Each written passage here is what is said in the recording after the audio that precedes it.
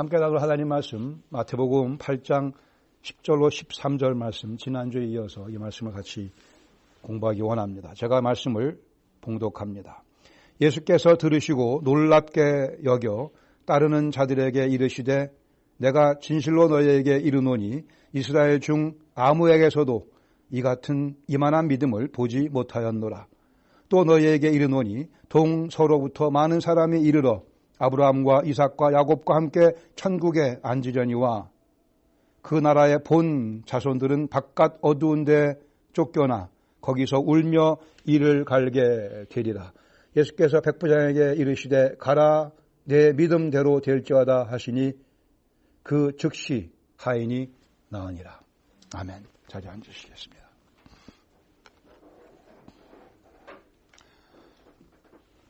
혹시 장기 좋아하시는 분 계세요? 장기를 잘 두시는 고수분들이 계세요? 우리 자매님들은 장기가 뭔지 모르는 분들이 계실 텐데, 장기란 그냥 게임인데요. 장기에서 가장 중요한 것은 왕입니다. 그렇죠. 왕이, 그렇죠. 예, 권사님. 장군 못 받으면 지는 거예요. 장군하면 멍군 해야 되는데 멍군이 안 나오면 지는 겁니다. 아무리 다른 말들이 많이 남아있어도 차가 2개 있고 포가 2개 아직 남아있어도 장군을 받지 못하면 그 게임 지게 되어 있습니다. 근데 이 왕은 사실 굉장히 반경이 제한되어 있어요. 박스 안에 갇혀져 있고요. 한 칸씩밖에 움직일 수 없고 팔방으로 한 번밖에 움직일 수가 없고 박스 밖으로 나아갈 수도 없습니다. 아주 제한된. 그러나 그 왕이 죽으면 게임이 끝이 나고 맙니다. 패배하고 맙니다. 인생에서 가장 중요한 것은 우리의 영혼입니다. 팔다리가 성해도 영혼이 망가져 있으면, 아니 영혼이 심지어 죽어 있으면 살았다 하나 실상은 죽은 것과 다름이 없습니다. 사실 팔 하나가 없는 것이 영혼 빼앗기는 것보다 낫죠. 잘 생각해 보세요. 다리 하나 없어지면 얼마나 힘들겠습니까만, 그러나 영혼보다야, 영혼이 없어지면 우리 인생 끝이 나고 맙니다. 영혼이 멸망을 당하면 우리 인생도 멸망당하는 것입니다. 팔 하나 없이 살아갈 수 있습니다. 이것저것 부족한 대로 살아갈 수 있지만 영혼이 망가지면 우리 인생 괴로워집니다. 영혼에 만족이 없으면 아무리 다른 것을 많이 가져도 괴롭습니다. 외로울 수 있습니다. 무기력해집니다. 영혼에 참된 만족감이 없으면 인생 불안해집니다. 오늘날 미국에서 가장 많이 팔리는 약이 수면제인 걸 아시죠? 영혼이 불안해서, 화학적 요인 때문에 그런 경우를 제외하고는 걱정과 불안 때문에 하나님 주시는 만족감이 없어서 이것저것 취해보고 먹어보고 하지만 역시 이 속이 허해서 우리 영혼을 무엇으로 채우는가에 의해 우리 인생의 가치가 결정되어집니다. 지금도 기억이 나지만 몇 년 전에 미국 가솔린 값이 4불 이상으로 올라간 적이 있었어요. 엄청 비쌌죠. 하지만 아무리 비싸다고 해도 자동차에는 가솔린을 넣어야만 됩니다. 비싸니까 물을 좀 섞어 넣지. 그러면 차가 곧 망가지고 말죠. 우리 영혼에 물을 좀 섞어서 가솔린을 집어넣으면 우리 인생 망가집니다. 우리가 인생에 부족한 것이 많이 있다고 얘기하지만 글쎄요, 잘 생각해 볼 필요가 있습니다. 오늘은 지난주에 이어서 마태복음 8장 말씀을 근거로 5절로 13절까지, 오늘은 10절로 13절만 주목해서 같이 보려 합니다. 합리적인 믿음을 소유해야만 우리 인생을, 우리 영혼을 귀한 것들로 채울 수가 있습니다. 합리적인 믿음에 대해 지난주에 함께 말씀 나누고 다시 한번 복습을 해보시죠. 5절로 9절까지 한 백부장, 요새 말로 하면 육군 중대장이 예수님을 찾아와서 자기 하인의 병을 고쳐달라 부탁을 드립니다. 아들이 아니고 하인입니다. 여기서 이 사람의 사람 됨됨이가 나타난다고 봐져요. 사람다운 사람입니다. 그에게는 감사하게도 더 중요한 것은 합리적인 믿음이 있었어요. 예수님이 많은 병자들을 고치신다는 소문을 듣고 그 뉴스를 듣고 그렇다면 나도 가서 이분께 부탁을 드려야지. 그러나 그의 합리적인 믿음은 첫 번째로는 자기는 예수님의 그러한 은혜를 받을 자격이 없음을 인정합니다. 예수님께서 저희 집에 오시는 것을 제가 감당할 수 없나이다. 또한 그는 예수님의 능력을 전적으로 믿음으로 해서 자기의 합리적인 믿음을 표현했습니다. 주님 그냥 말씀만 하시면 됩니다. 예수님 능히 말씀만으로도 저희 집까지 오시지 않고 먼 거리에서라도 말씀만 하시면 우리 하인의 병을 낫게 하실 수 있다고 그는 믿음을 확실하게 보여드립니다.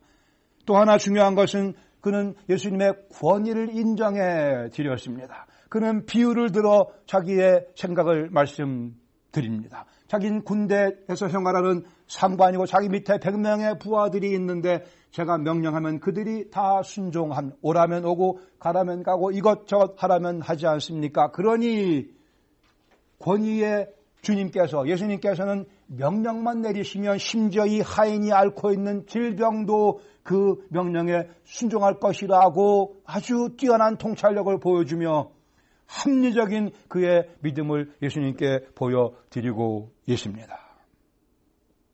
10절에 보시면 이러한 합리적인 믿음에 대해 우리 주님께서 칭찬을 하십니다. 놀래십니다. 다시 복습한데 예수님 마태복음 복음서에 보시면 2번 놀라신다 그랬죠. 여기 한번 놀라시고 또 한번 놀라시는 것은 이스라엘 백성들의 믿음 없는 것을 보고 또 놀라셨다 그랬습니다. 그래 우리가 받는 교훈 가운데 우리도 예수님을 놀라게 해드릴 수 있어요. 둘 중에 하나입니다. 예수님이 이 사람의 믿음을 높이 칭찬하시며 얼마나 마음이 기쁘셨겠어요. 이스라엘 백성들은 계속 그러고 있는데 이 이방인이 더더군다나 이제 11절에 보시면 이방인의 구원에 대한 예수님의 예언이 기록되어 있습니다. 또 너희에게 이르노니 동서로부터 많은 사람이 이르러 아브라함과 이삭과 야곱과 함께 천국에 앉으려니와 예수님께서 이제 앞으로 많은 이방인들이 이 이방인뿐이 아니고 많은 이방인들이 구원에 참여할 것을 이는 사실 하나님께서 아브라함에게 주신 약속 가운데 포함되어 있던 하나님의 뜻 계획이기도 합니다. 창세기 12장 3절에 보시면 하나님께서 아브라함에게 말씀하기를 너를 축복하는 자에게 내가 복을 내리고 너를 저주하는 자에게는 내가 저주하리니 땅의 모든 족속이 너로 말미암아 복을 얻을 것이라. 이 말씀은 아브라함의 아브라함의 자손 중에 자손인 메시아 예수님 통하여 이방인들도 구원에 참여할 것을 약속하시고 예언해 주신 말씀, 예수님께서 이 사건을 성취시키고 계시며 이 백부장이 하나님의 이 계획 가운데 지금 들어오고 있습니다. 우리가 후에 보게 될 사도행전 10장에 있는 고넬료라 하는 또 다른 백부장이 있죠. 그 사람 역시 마찬가지로 이제 이 사건에 동참하며 오늘 본문의 백부장이 아마도 고넬료의 모습을 우리에게 상기시켜 줄 수 있다 여겨집니다. 그러나 안타깝게도 12절에 보시면 유대인의 이스라엘 백성들의 불신에 관한 예수님의 엄중한 경고가 있습니다. 그 나라의 본 자손들, 즉 이스라엘 백성은 아브라함의 자손이요 다윗의 자손이요 특권을 누리고 있는 선민이라고 구원의 백성이라 자처하던 그들은 그러나 안타깝게도 이 구원에 참여하지 못할 사람이 많이 있음을 경고하십니다. 마태복음 4장 23절에 보시면 예수님께서 온 갈릴리에 두루 다니사 첫 번째는 그들의 회당에서 가르치십니다. 두 번째는 천국 복음을 전파하십니다. 세 번째는 백성 중에 모든 병과 모든 약한 것을 고쳐주십니다. 그리고 24절에 보시면 그의 소문이 온 땅에 온 시리아에 퍼졌다고 말씀을 합니다. 예수님 이렇게 말씀 가르치시고 천국 복음을 전파하시고 병을 고치시며 당신이 메시아이신 모습을 확연하게 확실하게 증거에 보여주고 계십니다. 이러한 증거를 보고도 그러나 믿지 아니하는 다수의 이스라엘 백성들 결국 바깥 어두운데 쫓겨나 거기서 울며 이를 갈게 될 것이라. 주님께서 주께서 이 말씀하실 때 얼마나 주님 마음은 아프셨겠습니까? 하나님의 사랑의 대상이 하나님을 믿지 아니하며 메시아를 거부함으로 인하여 여기 이방인 백부장의 믿음과 아주 대조를 보이고 있는 상황입니다. 이어 13절에 보시면 예수님께서 백부장에게 말씀하십니다. 가라, 내 믿음대로 될지어다 하니 즉시로 그 하인이 나았다고 말씀합니다. 오늘은 이 백부장의 합리적인 반응과 이스라엘 백성들의 비합리적인 반응을 중심으로 두 개 정도의 교훈을 함께 나누기를 원합니다. 첫 번째, 오늘은 합리적인 믿음, 지난주에 받고 합리적인 믿음이 주는 만족감에 대해서 포커스를 맞추기를 원합니다. 첫 번째 받을 수 있는 교훈은 예수님에 대한 비합리적인 반응은 심판을 불러오게 됩니다.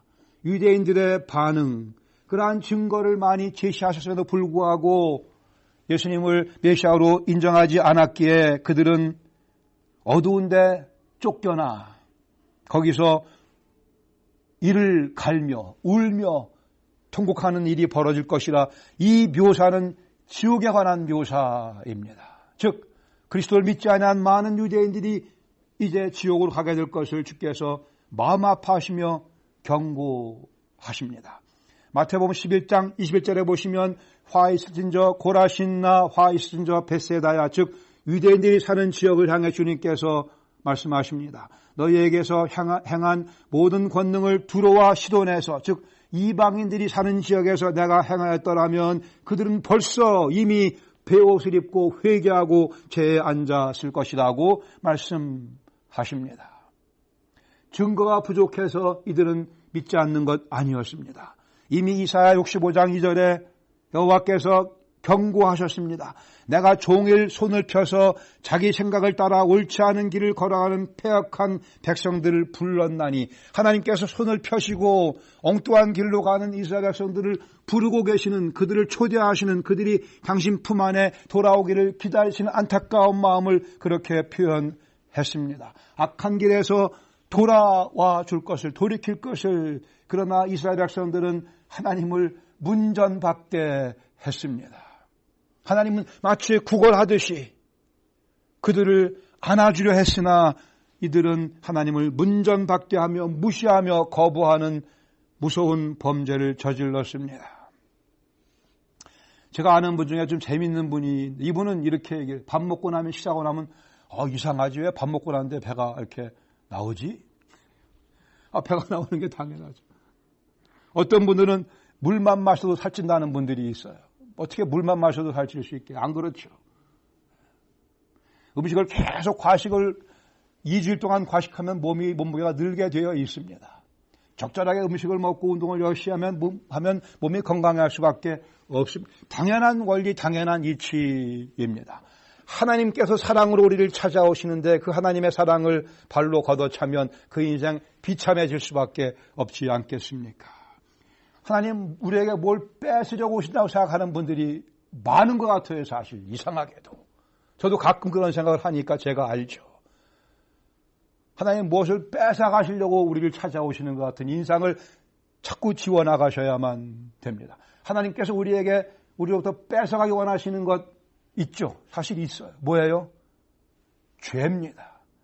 그리고 죄와 관계된 모든 것들을 뺏어가기 원하시죠. 그리고 거룩한 것으로 대체해 주시기를 원하시죠.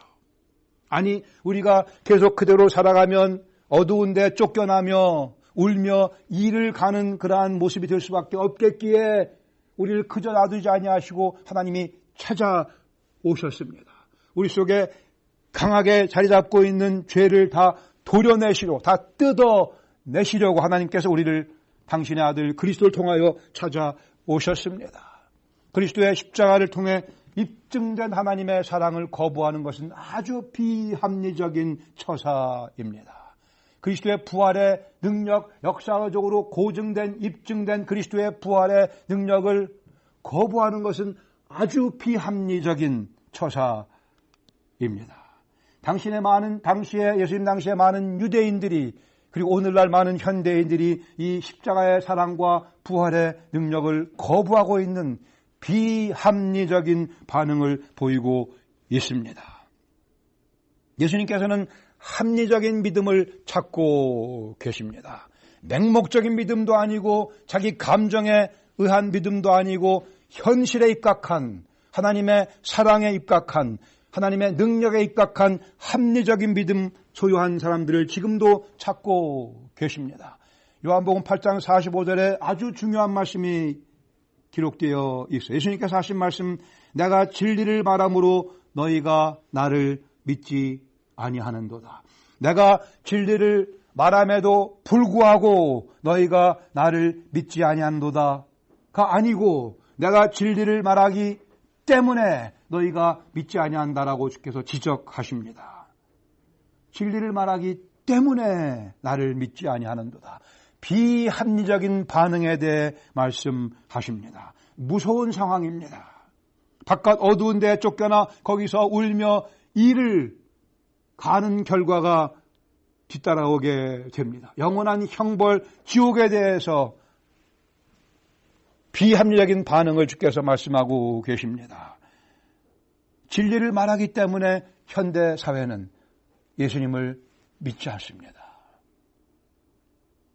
진리를 몰라서가 아니고 진리이기 때문에 진리보다 거짓을, 죄악을 더 좋아하기 때문에 진리가 싫어지는 그러한 세대입니다.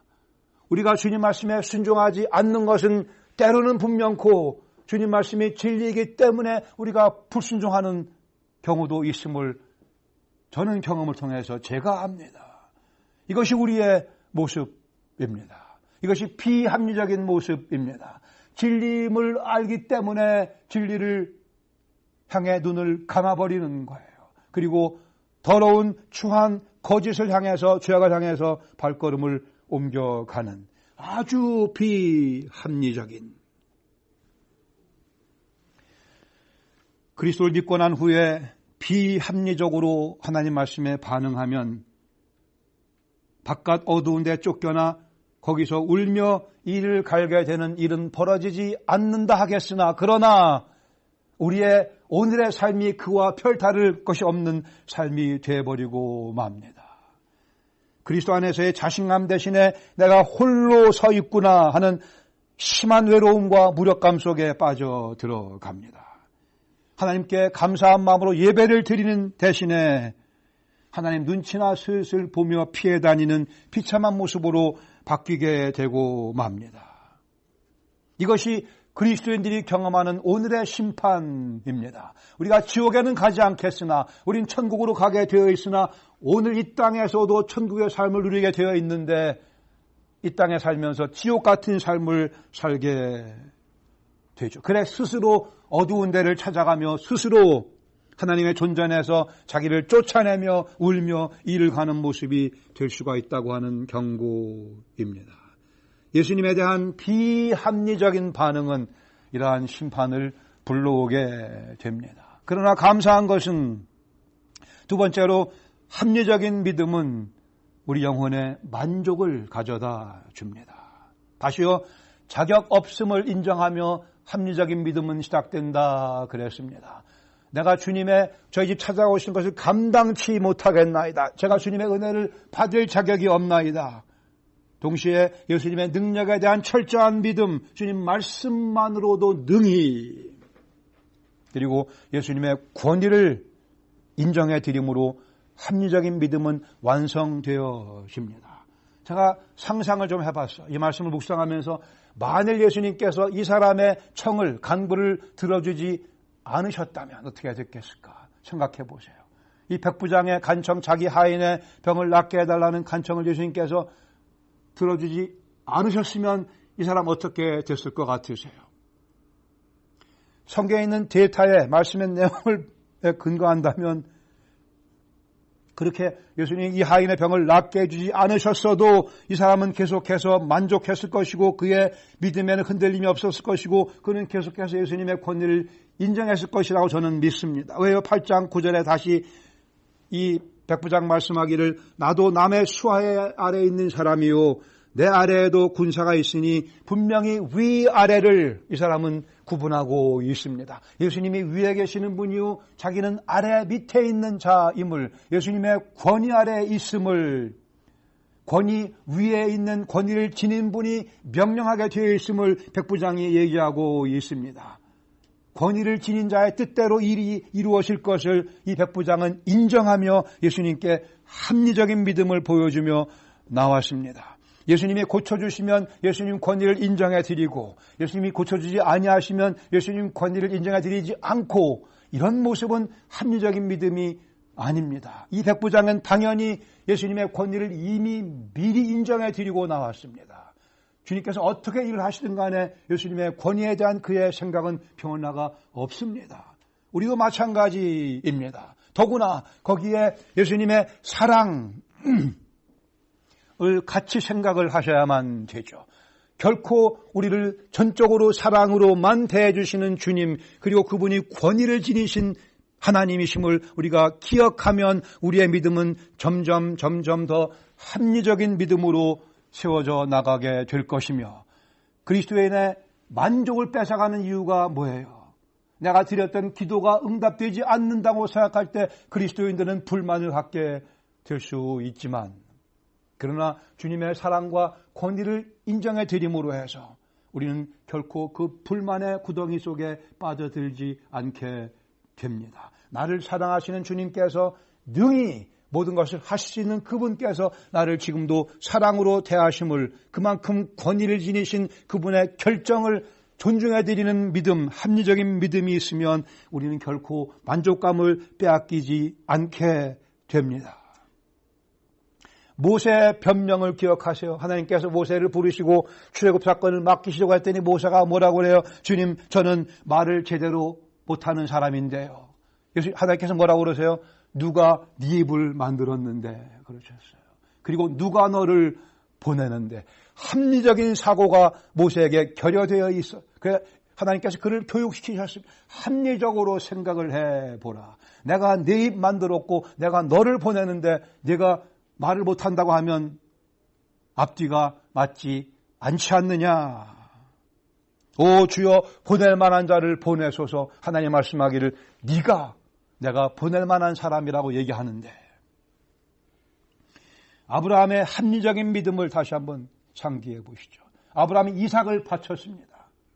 그 귀한 아들을, 100세에 얻은 그 아들, 하나님께서 잘 아시게 말씀하기를 내가 사랑하는 독자 이삭에 관계된 얘기를 다 내가 특별히 사랑하는 하나밖에 없는 독자 이삭을 바치라 말씀하셨어요. 아브라함이 조금 고민했겠으나 그러나 아브라함은 합리적으로 사고하기 시작해서 결국은 이삭을 하나님께 바칩니다. 원래 아브라함 팔자가 무자한 팔자였어요. 하나님께서 그의 기적적으로 없던 아들을 주셨고 주신 분이 달라고 하시니 마음은 아팠겠으나 아버지로서, 그러나 하나님 자기의 과거를 잘 생각해보고 합리적으로 생각해 보니 아들을 알 수 없는 상황에 아들을 주신 하나님, 그 하나님이 달라 하셨으며 그 아들을 통해 내 자손이 모래같이 많게 될 것이라 말씀하셨기에 이 아들을 데려가시면 또 다시 주시겠지, 다시 살려주시겠지. 히브리서에 의하면 바로 그것이 아브라함의 논리적인 합리적인 믿음이었습니다. 우리 이것을 배워나갈 필요가 있습니다. 우리 앞에는 누구도 부인할 수 없는 하나님의 사랑의 확증인 십자가가 있습니다. 부활의 능력이 있게 합리적으로 사고해야 할 것. 베드로가 물 위를 걷지 않았습니까? 우리는 기적이라고 대단하다고, 물론 대단하죠. 그러나 베드로가 왜 물 위를 걷는 이 합리적인 일을 했는가요? 베드로가 물 위를 걸은 사건은 아주 합리적인 사건입니다. 왜요? 예수님이 물 위를 걸어오고 계셨기에.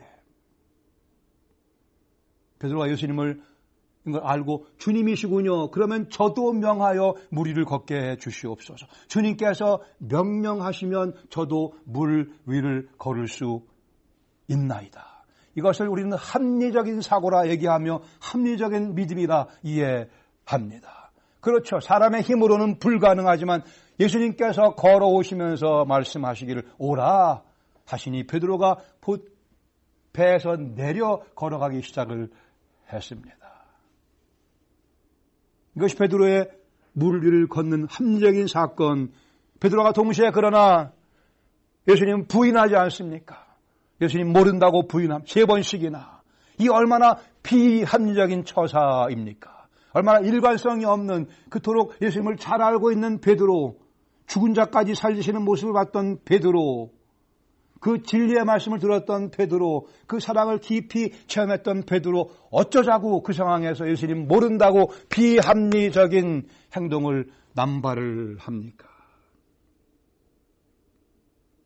도마, 부활하신 주님 만나고는 주님의 손과 발의 못자국을 확인하고는, 창자국을 확인하고는 나의 주, 나의 하나님 고백합니다. 당연한, 자연스러운, 마땅한 합리적인 고백입니다. 부활의 주님을 봤으니. 성경은 합리적입니다. 믿음은 합리적이에요. 우리에게 말로 다 표현할 수 없고 다 셀 수 없는 물증들이 널려져 있기에 자연스럽게 반응하는 것이 곧 믿음입니다. 죄가 좋아서 죄에 집착하지 않는 것, 그것이 하나님을 향하는 믿음입니다. 켄트 더닝턴이라는 분이 이렇게 얘기를 했어요. 우리는 모든 면에 한계를 지니고 있지만 한 가지 예외가 있다. 그것은 우리의 무한한 욕망이다 그랬습니다.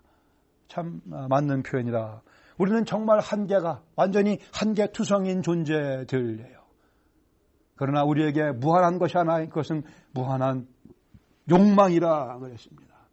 더 많은 권력, 더 높은 명예, 더 좋은 건강, 더 멋진 아름다움, 더 많은 물질, 더 많은 재미 등등을 향한 끊임없는 무한한 욕망을 지니고 있는, 가지수도 다 셀 수 없고요, 원하는 양도 다 측량할 수 없이 무한한 욕망을 지니고 있는 사람들입니다.